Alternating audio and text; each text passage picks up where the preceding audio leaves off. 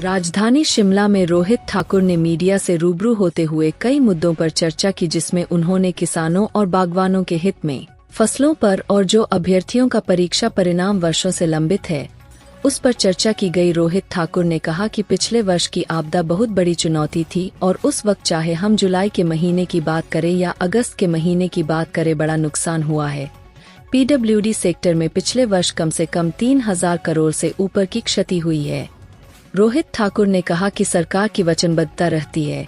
कि उनके किसी भी जिला में नुकसान न हो और उन्होंने इसी बात को देखते हुए विशेषकर सड़कों की बात करें। सड़कों से हमको पैसा मिला, उसका परिणाम था कि क्या अन्य हमारे कृषि और बागवान उत्पादक मंडियों तक पहुंचने और किसान और बागवानों को कोई नुकसान नहीं हुआ है। रोहित ठाकुर ने कहा कि हमारी सरकार ने अभी कुछ एक निर्णय मात्र 1 साल कुछ महीनों में ही किसान और बागवानों के पक्ष में लिए हैं, चाहे वह लगभग 153 करोड़ के आसपास मंडी मध्य आस्था योजना के तहत लंबित पड़ी राशि जो उत्पाद होते थे की अदायगी के लिए कई वर्षों लग जाते थे। माननीय मुख्यमंत्री ने समय पर उसे भी 2-2 में लागू किया। आप जानते कि पिछले वर्ष भी बहुत बड़ी चुनौती थी, एक बहुत बड़ी आपदा पूरे प्रदेश पे आई थी और उस वक्त जो दृश्य था, चाहे हम जुलाई के महीने की बात करें और निरंतर सितंबर तक आपका कितना नुकसान हर क्षेत्र में हुआ और सेब के विपणन के लिए या किसी भी हमारे बागवानी उत्पाद के विपणन के लिए, कृषि उत्पाद के विपणन के लिए सड़क की अपनी महत्वता रहती है। और पीडब्ल्यूडी सेक्टर में पिछले वर्ष लगभग कोई 3,000 करोड़ से ऊपर की क्षति हुई थी, लेकिन सरकार की माननीय मुख्यमंत्री की वचनबद्धता थी कि किसान बागवान किसी भी दृष्टिकोण से उनका नुकसान ना हो और उन्होंने इसी बात को देखते हुए विशेषकर मैं समझता हूँ, जहाँ तक सड़कों की बात आती है, दिल खोल के हमारे को पैसा मिला और उसका परिणाम था कि सेब का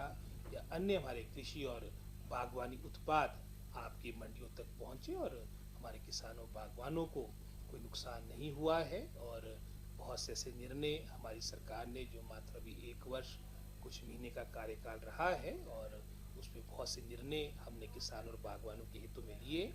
चाहे वो लगभग 153 करोड़ के आसपास मंडी मध्यस्थ योजना के तहत जो हमारी लंबित राशि थी उसको जारी करना। हालांकि आप जानते हैं कि एमआईएस के तहत जो आपके उत्पाद होते थे उसकी अदायगी के लिए कई वर्षों लग जाते थे। रिकॉर्ड समय में माननीय मुख्यमंत्री ने 153 करोड़, जिसमें से 90 करोड़ वो राशि बनती है जो पिछली जयराम सरकार के कार्यकाल के समय की लंबित थी, 63 करोड़ हमारे समय का था, वो माननीय मुख्यमंत्री ने 2 चरणों में किसानों और बागवानों को आगे जारी करवाई है। और साथ ही साथ चाहे हमारे फूफननाशक कीटनाशक की बात हो, ये योजना भी भाजपा सरकार के कार्यकाल के दौरान जो लघु और सीमांत किसान को मिला करती थी अनुदान पे दवाइयाँ, वो आपकी बंद होगी तो उसे पुनः प्रारंभ किया है। तो निश्चित रूप से चाहे वो परिवहन की बात हो, ट्रांसपोर्टेशन की बात हो, चाहे मैं समझता हूँ चाहे वो हमारे कलेक्शन सेंटर्स की बात हो, चाहे हमारे सड़कों के क्षेत्र की बात हो, हर तरह से विभाग सरकार तैयार है ताकि किसान और बागवानों को कोई समस्या ना आए। में काफ़ी बेहतर रूप से तुम्हारे बागवानी मंत्री बोल पाएंगे, लेकिन अभी तक तो हमारा स्टैंड बिल्कुल स्पष्ट है कि हमारा जो मैं समझता हूँ जो सेब का विपणन होगा यूनिवर्सल कार्टन में होगा। में काफ़ी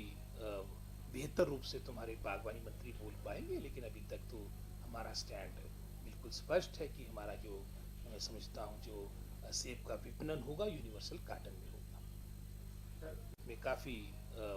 बेहतर रूप से तुम्हारे बागवानी मंत्री बोल पाएंगे, लेकिन अभी तक तो हमारा स्टैंड बिल्कुल स्पष्ट है कि हमारा जो मैं समझता हूँ जो सेब का विपणन होगा यूनिवर्सल कार्टन में होगा।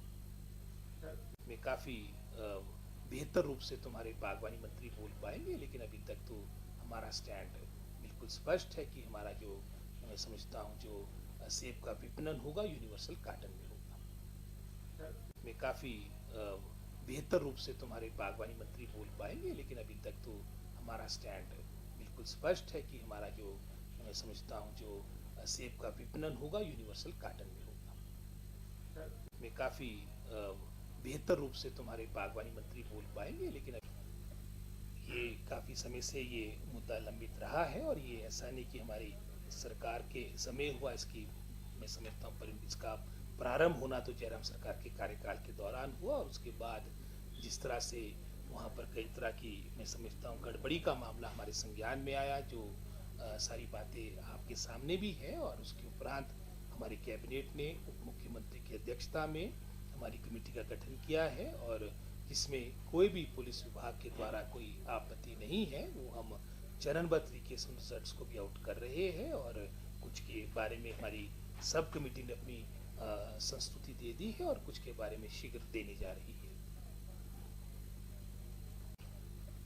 ये काफ़ी समय से ये मुद्दा लंबित रहा है, और ये ऐसा नहीं कि हमारी सरकार के समय हुआ। इसकी, मैं समझता हूँ, इसका प्रारंभ होना तो जयराम सरकार के कार्यकाल के दौरान हुआ, और उसके बाद जिस तरह से वहाँ पर कई तरह की, मैं समझता हूँ, गड़बड़ी का मामला हमारे संज्ञान में आया, जो सारी बातें आपके सामने भी है। और उसके उपरांत हमारी कैबिनेट ने उप मुख्यमंत्री की अध्यक्षता में हमारी कमेटी का गठन किया है, और जिसमें